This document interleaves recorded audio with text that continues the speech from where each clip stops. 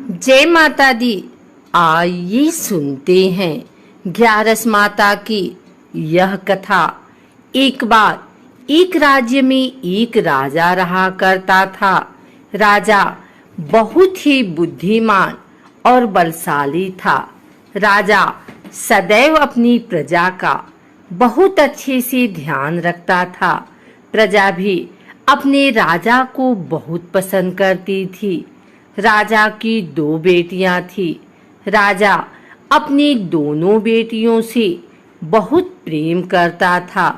राजा की छोटी बेटी देखने में बहुत सुंदर और आकर्षक थी और राजा की बड़ी बेटी छोटी बेटी के मुकाबले थोड़ा कम सुंदर थी। राजा की छोटी बेटी ग्यारस माता की पूजा किया करती थी और सभी लोग राजा की छोटी बेटी से बहुत प्रेम करते थे और बहुत प्रशंसा किया करते थे। राजा भी अपनी छोटी बेटी को बड़ी बेटी से अधिक प्रेम करता था, जिस कारण राजा की बड़ी बेटी को अपनी छोटी बहन से बहुत नफरत होने लगी। राजा की दोनों बेटियां जब बड़ी हो गई तब एक पड़ोस राज्य में रहने वाला राजकुमार राजा की बड़ी बेटी के लिए रिश्ता लेकर आया। लेकिन जैसे ही उस राजकुमार की नजर राजा की छोटी बेटी पर पड़ी तो वह राजकुमार राजा की छोटी बेटी पर आकर्षण हो गया और उससे पहली नजर में प्रेम कर बैठा। उस राजकुमार ने राजा की बड़ी बेटी के साथ विवाह करने से मना कर दिया और उसने राजा से कहा कि मैं आपकी छोटी बेटी से विवाह करना चाहता हूँ। जिसके बाद राजा की बड़ी बेटी यह देखकर अपनी छोटी बहन से बहुत क्रोधित हो गई और राजा की बड़ी बेटी ने अपनी छोटी बहन को अपना सबसे बड़ा दुश्मन मान लिया। राजा की बड़ी बेटी ने अपनी छोटी बहन से बदला लेने का निर्णय लिया, जिसके लिए उसने अपनी छोटी बहन को जान से मारने का प्लान बनाया। राजा की बड़ी बेटी ने अपनी छोटी बहन को मारने के लिए सबसे पहले एक लड्डू में जहर मिलाकर अपनी छोटी बहन को दे दिया और उसको लड्डू खाने के लिए कहा। लेकिन लड्डू खाने के बाद भी छोटी बहन को कुछ नहीं हुआ। बड़ी बहन यह देखकर बहुत आश्चर्यचकित हो गई, लेकिन बड़ी बहन ने हार नहीं मानी और उसने जब रात में छोटी बहन अपने कमरे में सो रही थी तब एक मटके में सांप रखकर उसे कमरे में छोड़ दिया। लेकिन सांप भी छोटी बहन का कुछ नहीं कर पाया। जिसके बाद बड़ी बहन ने अपनी छोटी बहन से कहा कि चलो हम लोग कुएं में से पानी भर कर लाते हैं। जिसके लिए वह अपनी छोटी बहन को पानी भरने के बहाने कुएं के पास ले गई और उसने अपनी छोटी बहन को कुएं में धक्का दे दिया। लेकिन छोटी बहन को तब भी कुछ नहीं हुआ, क्योंकि हर बार ग्यारस माता उसकी रक्षा कर रही थी और उधर बड़ी बहन अपने सारे प्रयासों के बाद असफल हो रही थी, जिससे वह बहुत क्रोधित होती जा रही थी। फिर उसने अपनी छोटी बहन के पास जाकर उससे खुद ही पूछा कि मेरी छोटी बहन, तुमको पता है भगवान ने सबकी मृत्यु एक निश्चित समय पर लिखी हुई है और कैसे तुम्हारी मृत्यु होगी, क्या यह तुम जानती हो? तब छोटी बहन ने अपनी बड़ी बहन को बताया कि हाँ, मैं तो जानती हूँ मेरी मृत्यु कैसे होगी। छोटी बहन से यह सुनकर बड़ी बहन मन ही मन बहुत प्रसन्न होने लगी और उसने अपनी छोटी बहन से कहा कि तो मुझे अपनी मृत्यु का राज बताओ। छोटी बहन ने अपनी बड़ी बहन से कहा कि मेरी मृत्यु तो एक तोते में है, जो तोते के गले में एक हार है, उससे मेरी मृत्यु होगी।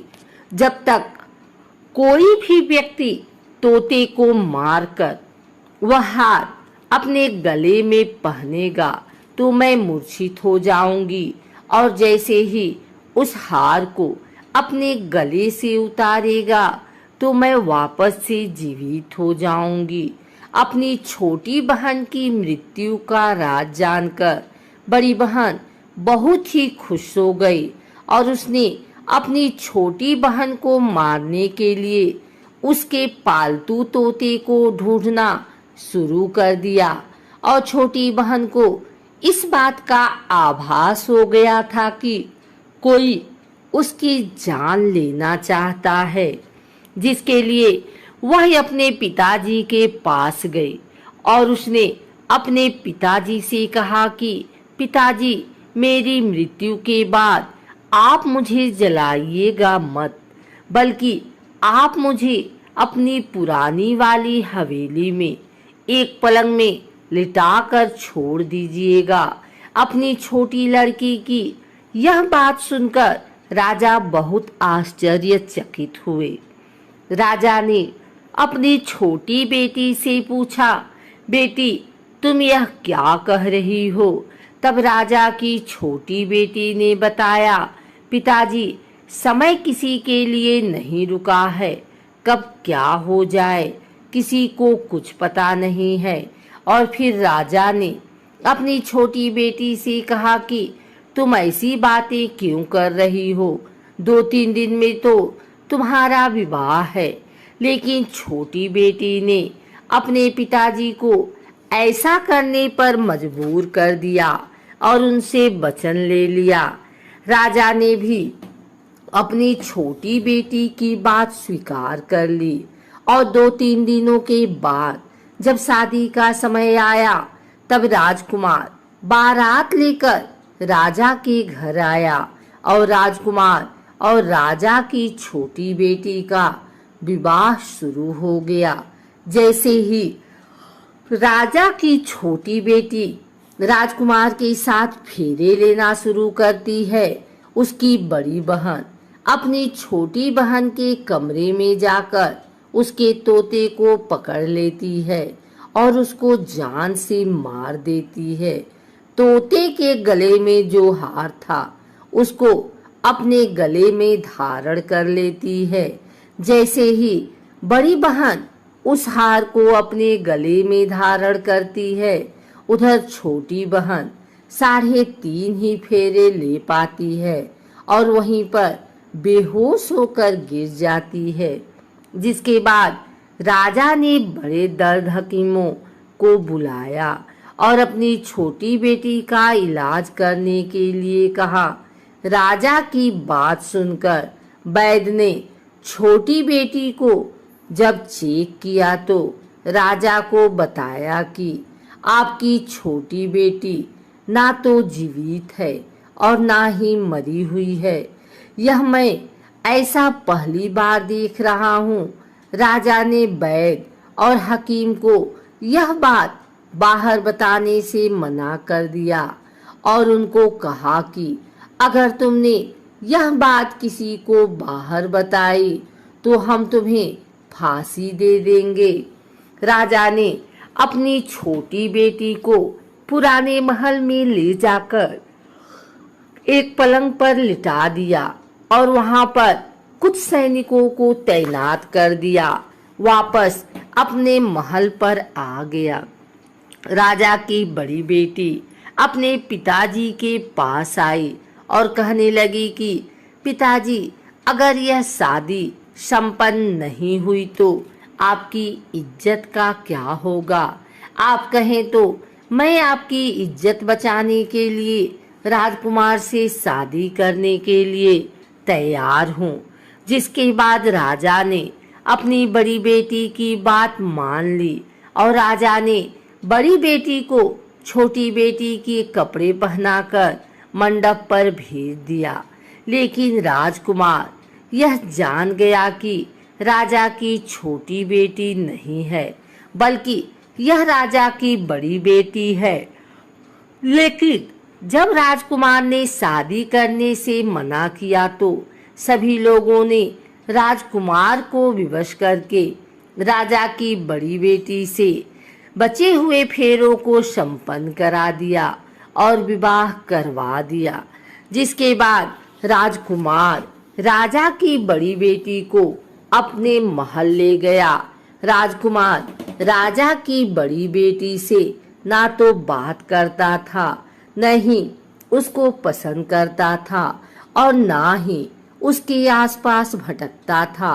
और राजकुमार ने यह फैसला लिया कि वह अपनी प्रेमिका को ढूंढ कर रहेगा और यह जानकर रहेगा कि उसके साथ हुआ क्या है। एक दिन राजकुमार अपने घोड़े पर सवार होकर राजा के पुराने महल के पास पहुंच गया, जहां पर उसने कुछ सैनिकों को देखा। महल के पास पहुंचकर राजकुमार ने जब महल को ध्यान से देखा तो वह समझ गया कि यह तो हमारे ससुर जी का महल है। तब राजकुमार ने सैनिकों से पूछा, तुम लोग यहाँ क्या कर रहे हो और इस महल के अंदर उस पलंग में कौन लेटा है? जिसके बाद सैनिकों ने बताया कि यहाँ पर राजा की छोटी बेटी लेटी है। यह सुनकर राजकुमार बहुत प्रसन्न हो गया और वह तुरंत अपनी प्रेमिका के पास पहुंच गया और उसकी सेवा करने लगा। जैसे ही रात हुई तो राजा की छोटी बेटी उठकर खड़ी हो गई। राजकुमार यह देखकर बहुत खुश हो गया और उसने अपनी प्रेमिका से पूछा कि तुम यहाँ क्या कर रही हो? तुम मेरे साथ मेरे घर चलो।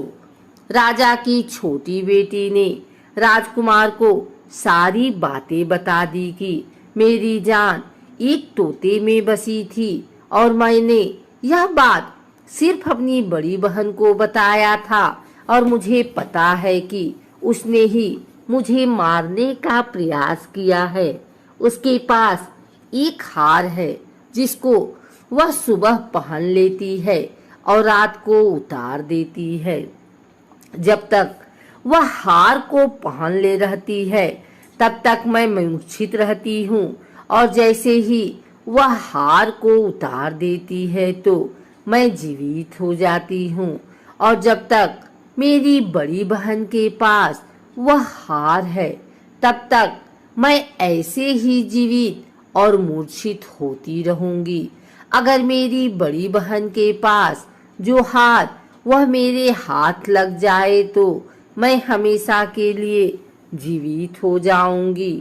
राजकुमार यह बात सुनकर राजा की छोटी बेटी के पास रहने का निर्णय ले लिया और उसने अपने बचे हुए सारे फेरे उस पलंग में लेटी राजकुमारी की छोटी बेटी के साथ ले लिए और अपना विवाह पूर्ण किया। वहीं पर रहने भी लगा। देखते ही देखते कुछ समय में राजा की छोटी बेटी और राजकुमार की पत्नी पेट से हो गई। एक दिन राजकुमार को किसी काम से बाहर जाना पड़ा। तब छोटी बहन के पेट में बहुत तेज से दर्द होने लगा, जिसके बाद उसने ग्यारस माता का आवाहन किया। जिसके बाद वहां पर ग्यारस माता प्रकट हुई और उन्होंने अपने भक्त के दर्द को दूर किया और एक पुत्र की प्राप्त करवाई। और वहीं पर अचानक से राजकुमार भी आ गया। राजकुमार ने ग्यारस माता को देखा तो वह आश्चर्यचकित हो गया और उसने तुरंत माता को प्रणाम किया। और ग्यारस माता ने राजकुमार से कहा कि जब तुम्हारा 5 वर्ष का बेटा हो जाए तो तुम अपनी पत्नी का हार लाकर इसके गले में डाल देना। और देखते ही देखते राजकुमार और राजा की छोटी बेटी का पुत्र 5 वर्ष का हो गया। राजकुमार अपने बेटे से कहता है कि बेटा, मैं कुछ काम से बाहर जा रहा हूँ, तुम अपनी माता का ध्यान रखना। और वहां से चला जाता है। राजा को बाहर निकलता देख बड़ी बहन के सैनिक देख लेते हैं और बड़ी बहन को जाकर सारी बातें बता देते हैं। जिसके बाद बड़ी बहन अपनी छोटी बहन के पुत्र को वहां से उठवा लेती है और उसको मरवा देती है। छोटी बेटी के पुत्र के 2 टुकड़े करवा देती है। पहला टुकड़ा चक्की के पास छुपा देती है और दूसरा टुकड़ा अपनी पलंग के नीचे रख लेती है। अब 11 माता भिखारी का रूप लेकर आती हैं। एक भिखारी का रूप रखकर बड़ी बहन के पास चली जाती हैं। जिसके बाद वहां पर भिक्षा मांगने लगती हैं। बड़ी बहन अपने नौकरों से कहती है कि जाकर भिक्षा दे दो, लेकिन जैसे ही नौकर 11 माता को भिक्षा देने के लिए आते हैं तो माता उन्हें मना कर देती हैं और कहती हैं कि मैं तुम्हारी महारानी से ही भिक्षा लूंगी। जिसके बाद बड़ी बहन स्वयं ही भिक्षा देने के लिए माता के पास आती है। तब माता एक बिल्ली का रूप लेकर उसके कमरे में चली जाती हैं और वहां पर छोटी बेटी के पुत्र को कोई 2 टुकड़े को आपस में जोड़ देती हैं और उसे जीवित कर देती हैं। उसे वहां से ले जाती हैं। राजकुमार अपने बेटे को लेकर अपनी पत्नी के पास जाता है और उसे कहता है कि तुम इसका ध्यान रखना। अगर तुम इस बच्चे का अच्छे से ध्यान रखोगी तो मैं तुमसे बात करूंगा। एक दिन राजकुमार अपने बच्चे से कहता है कि तुम मम्मी से उनके गले का हार मांग लो। जिसके बाद राजकुमार का लड़का अपनी माँ के पास जाता है और कहता है कि माँ, मुझे तुम्हारा हार चाहिए जो तुमने गले में पहन रखा है।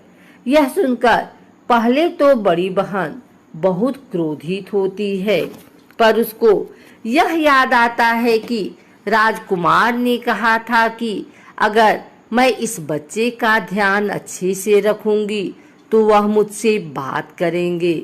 जिसके कारण वह हर बच्चे को देखती है और उसे संभालती है।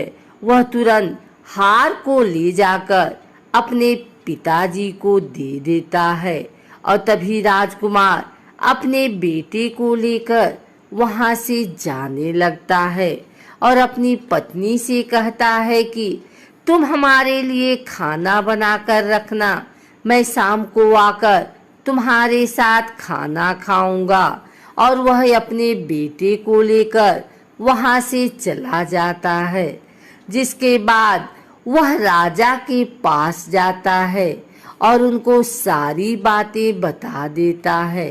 राजा अपनी बड़ी बेटी की यह करतूत सुनकर बहुत क्रोधित होते हैं और अपनी परवरिश पर ही दोष देने लगते हैं और राजकुमार को अपनी छोटी बेटी के साथ रहने के लिए आदेश देते हैं।